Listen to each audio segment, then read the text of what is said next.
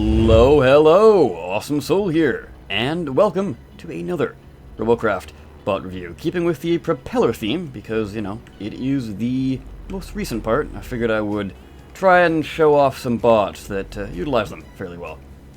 And this bot is the, let me just grab the name here, Freedom and Democracy Mark II by Mr. Silly Goose 101. Of course, we have the good old starter tank. The bot that's a little bit too good, in my opinion. But anyways, it's not what I'm here to talk about. I am here to talk about this bot. And this bot, at first glance, is actually pretty good. So this is 999 CPU, so it's definitely kicking around the lower end of the spectrum here. Now, usually I tend to play above that, but I do like dipping below 1,000 every now and then. It's a lot of fun just getting that huge power pool that you have, and this thing definitely utilizes it. It's got the largest plasmas, and it can fire pretty constantly, at least for quite a while. You know, it's not really that big of a problem, but possibly sticking on some lasers to help deal with some aerial units might be something good to consider. Not really that big of a problem though, because this thing is fairly fast and maneuverable, and it's fairly good at getting away from people. Of course, when you're above 50%, I have now, well, I've lost all my movement, unfortunately. And that is one of the biggest drawbacks to this spot. The only real, well, I guess it does have the thrusters as well, but even the thrusters it has are situated near the back. So if you basically get shot in the back section of the bot, that is, you are going to be losing pretty much all of, if not everything. So you do have some thrusters actually tucked into the nose, but those are facing up and down, and they definitely do help when maneuvering. But of course, if you want to actually get away from people, I would definitely recommend, at the very least, possibly sticking in a few thrusters in the middle. You might have to elongate the design, but at least that way you will have some way of escaping,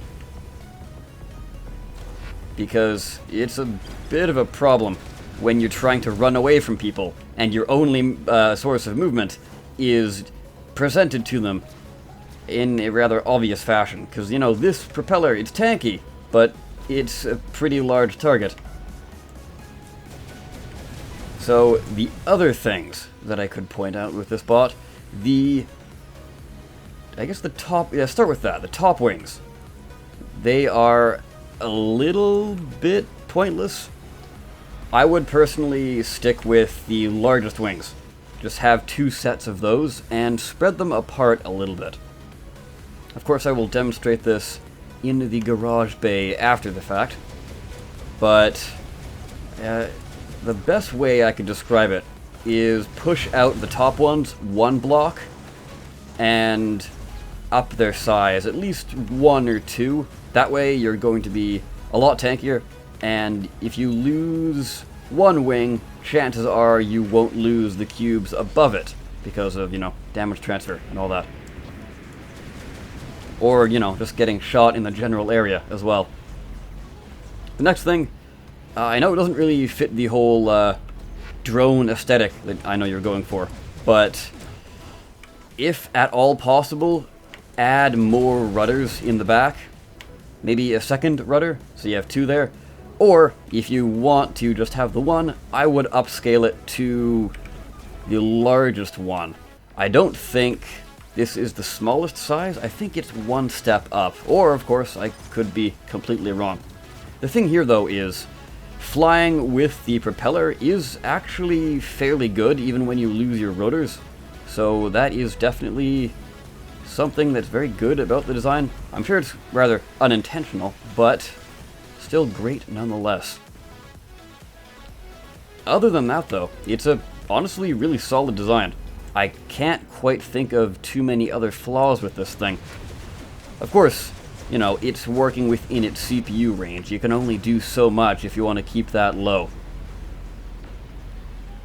Something else you might want to consider, you could possibly do something with a module. There is a decent amount of space in the middle here between the wing sections. So what you could do is strap in maybe a blink module. That could help with the escape plan when it comes to, you know, the fact that you only really have one source of movement. Putting that in the nose or the middle section would help a lot in that regard. Disc shield, not really going to help you much. Cloaking could be okay, because this thing is fairly quick, and it has a large power pool. Although, of course, adding the cloaking device will eat up your CPU, and therefore the actual power pool. So, it's just something to consider, not something necessary that you need. So, as promised, I will be doing a quick flyover in the garage, pointing out a few of the things I talked about in the video, as well as touching on a point that I didn't exactly bring up. It's to do with this propeller. But first, I will talk about the wings. So like I said in the video, simply remove the top wings and push them out at least one cube. Maybe take the largest size wings as well and plop them up on the top row. Now this keeps the same general aesthetic of the bot, although it does make the wings look a little bit more beefy, so I can kind of see why you might not want to do that. It kind of makes the wings look really large and the body really small. But of course that will help with survivability. What you can also do is cube up one more layer. Now I know this might ruin the aesthetic as well, so you might have to change the frame of the bot. Might be a little bit more than you're comfortable with doing, but this will help with survivability even more. So now that there is a little bit more of a gap, it will actually be more difficult to take out both wings with a single shot. Therefore, you know, it has to travel through more cubes. So, probably a good idea, seeing as there aren't really any small rudders back here for stability when it loses some front wings. I know a lot of bots usually do that. I've done that a few times on my own flyers. Now, the last thing that really needs to be said here is this. So let me just dig into the bot here. If we can't find... Where are you? There you are. Okay, so this is the back of the propeller. It is connected, as you can see, directly to this sort of row of cubes right about here. And if you take this entire back section out, then all of your propellers and thrusters are gone, so you're not going to be moving at all. So what I definitely would highly recommend when you do the whole Mark III version, this being the Mark II, all you got to do is take a rod, a handy dandy rod, and put it down right about here.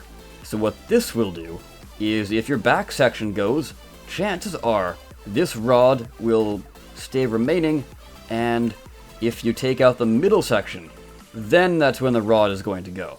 So you can lose all these cubes all around it, but try as they might, they will have to attack the propeller directly, attack this rod that's protected by the cubes, or aim for your core, which, of course, in doing that will take out your wings as well, but the core is decently tanky on this bot, and it's got the big front section as well that they need to blast through. So, besides that, there aren't really too many complaints with this bot. Other than this, I guess.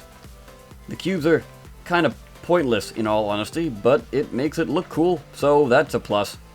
But yeah, all in all, I would actually recommend this bot. So if you're looking for a lower CPU flyer, maybe check this thing out, or possibly wait for the Mark III version. Hopefully the creator of this bot will post that in the description down below. Or not the description, the comment box. I make that mistake a lot. But anyways, guys, I will leave it here. I, of course, have been the Awesome Soul. I thank you so very much for watching, and I will see you next time. Take care.